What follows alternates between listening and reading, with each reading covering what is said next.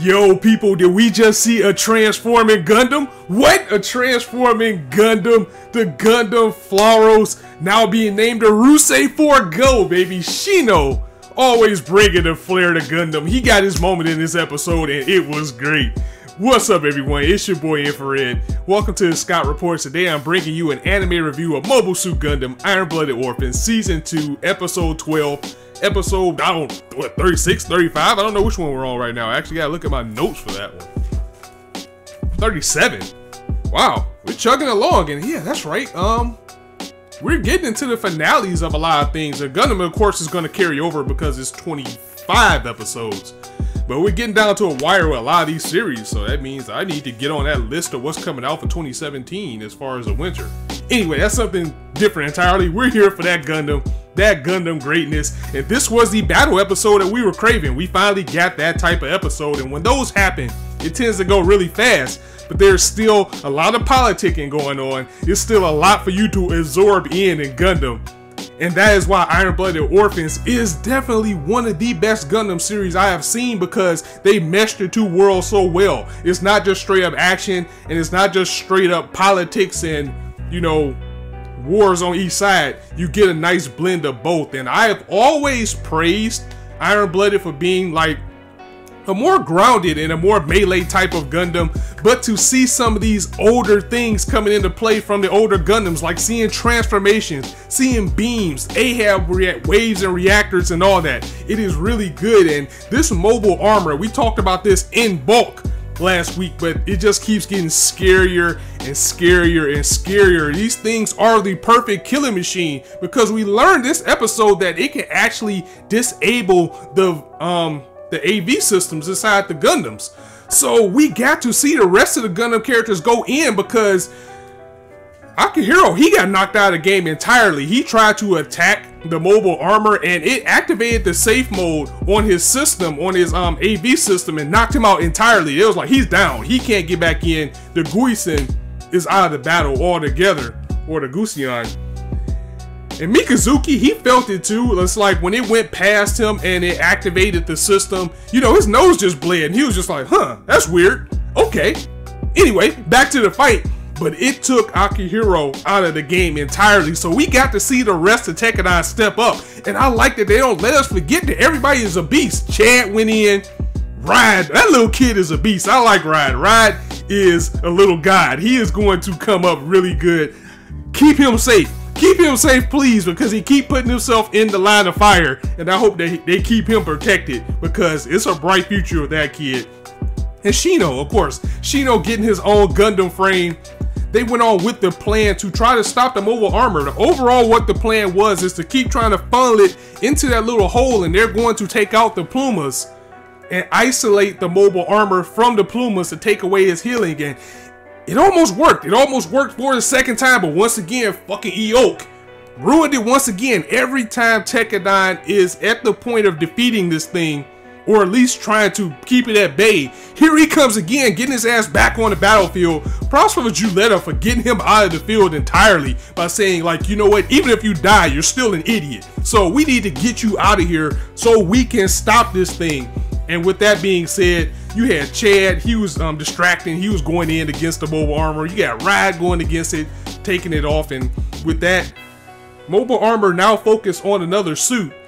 Shino got to transform in the Rusei Go 4 and shoot at the mobile armor, not the mobile armor, so he was shooting at the Plumas to pick them off little by little. And the end result now leads to the Gundam Barbatos standing face to face with this monstrous, this Metal Gear in this mobile armor.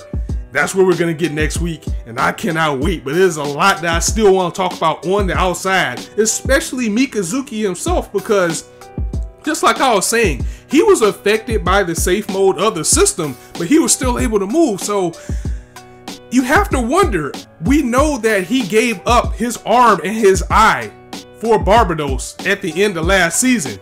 So with him doing that, with him basically becoming one with the Barbatos, does that mean that he's going to, if he hasn't already, surpass the limit of the system? Is he truly one with the Barbatos? Like, are they working together as one? If he's able to pass that limit, I I'm not sure if anybody else will be able to do it, but it's a start to see how we can possibly stop these mobile armors. And I'm more interested in learning more about that, as well as where these mobile armors come from. We were talking about that last week. I'm ready to find out who the real big bad is, who are controlling these scary things that wants to wipe out humanity, that knows about the system that Gjallarhorn had in place, that can just render a mobile suit enable. Man, Iron-Blooded Orphans once again bringing the win. Let's get into what else happened in this episode, though.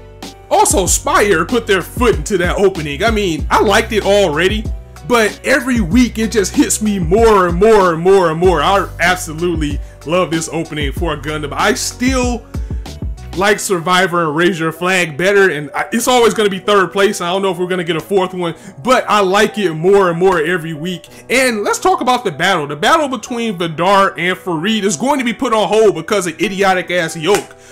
They saw each other, they were face to face, and he knows who Vidar is for sure now because he called him out. He was like, how dare you fight in that suit that Carter Issue used before you killed her?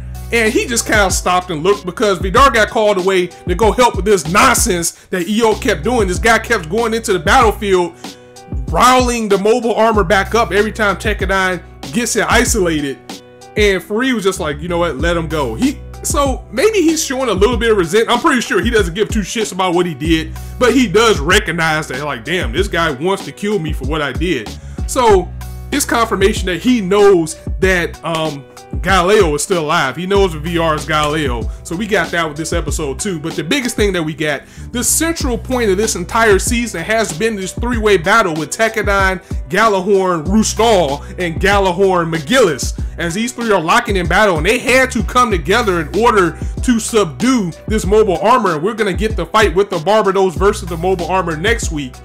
But this is why I said I like Fareed and I trust him. I want him to be a good guy, but I cannot put my entire faith in it because he still, and this is like a loose quote, he still wants to keep the boot on the neck of Tekkadan and use them in some shape, form, or fashion, because this really did hurt Orga to have to ask Fareed for help to stop this mobile armor, because if he's going to be the king of Mars, he has to start doing things on his own. He got help from the turbines, he got help from Tewaz, he's now getting help from Fareed's version of Gjallarhorn, and he needs to have the help again. He needs to get the strength on his own. So Fareed is like, you know what, we can't let these guys get hyped. We can't let them think that there are equals. I mean, he didn't say that directly, but this is basically what he's saying, is we need to go in there and claim this victory to show them their place, to show them that we are still over them. And Orga sensed that, and the old man actually said that to him. It was like, I know we don't want their help, and this could be bad for us because this could decide if we're just going to be pawns or are we equal to these guys. We need to go in and get this victory. And Orga was actually about to get his suit, that Shinden that was made for him, and go out there. Mikazuki was like, nope, you're not going out there. And I like that dynamic that they have between each other with Orga and Mikazuki. He's like, you're our captain. I should go out before you. You should never have to hit that battlefield. If you do, that means I failed. I'm not going to let you go out there, even though they know that the mobile armors will subdue the Barbatos. Mikazuki's like, I'm going out there anyway. And that goes on to me saying, I think he has found a way to surpass the limit of the Barbatos, the limit break. And I don't think that system's going to affect him, and it ultimately calls for Mikazuki to get the victory. But it was really great to see that, because we don't have a villain, and as much as I don't want McGillis to be a villain, we need him to be a villain. We need that Char in him. We need to see a battle somehow, some way between him and Tekkadan. So hopefully this is leading to that, with him just basically at one point declaring that you guys are pawns, you're gonna have to do what I say, and then, you know, Tekkadan's like, fuck that, no one controls us. So maybe that's where the conflict is going to go between them. So yeah, very fast-paced and a very action-packed episode, and you know you're having a good time where it felt like you've only been watching like 5 or 10 minutes, and that's what that episode did. And judging by what we're going to get next week, it looks like at least this battle is going to be over, and maybe they're going to beat the mobile suit. We don't know. I mean, the mobile armor, we'll just have to see next week, but it does look like we're going to have another one of those winding down episodes with the three sides clashing against each other and trying to find out where they stand in this war. These mobile suits, these Metal Gears, these mobile armors are definitely scary, and it's going to be more. So I'm really excited to see where this is gonna go. I mean, this season's halfway over now, so we have to get into the meat unless we're gonna get a season 3, which would be unprecedented for a Gundam because they usually just give you like 50 episodes and they're out. And technically, this really isn't season 2. It's just the way that anime is done now that they split everything up. Like this was back in the day, we would have just got 50 episodes straight, you know, so. All right, I'm gonna go ahead and get about here, guys. Definitely let me know what you thought of this episode in the comments below. Are you excited to see where this is going as I am? If you liked the video, go ahead and drop it a like. And if you want to hear more, go ahead and hit that subscribe button. There's not a shortage of content for you guys to indulge on this channel. And as I always say, you guys can be anywhere on YouTube right now, but you chose to listen to me. I really appreciate that, so thanks for stopping by. On that note, it's your boy Infrar-Ed signing out. See you soon.